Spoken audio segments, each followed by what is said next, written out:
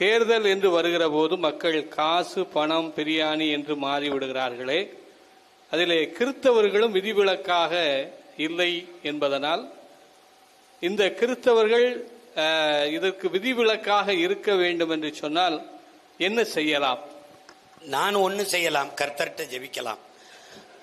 கர்த்தரே, எந்த பாவத்தை வேணுமாலும் மன்னியுங்கள், இந்த காசு வாங்கிக்கிட்டு இந்த பிரியாணி இந்த குவாட்டருக்கு வாக்கு செலுத்துற இந்த மக்களை தயவு செய்து இவர்கள் பாவங்களை மன்னிக்காதீர்கள் அப்படி வேணா நான் ஜெபிக்கலாம்.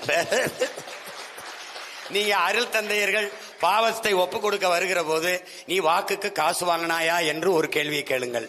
ஆமா என்று. என்ன ஆண்டவரே சிரிக்கிறீ? ஆண்டவரே சரியான கேள்வி. ஆண்டவர் சிரிக்க. ஆமா என்றால் உன் பாவங்கள் ஒருபோதும் மன்னிக்கப்படாது, போ.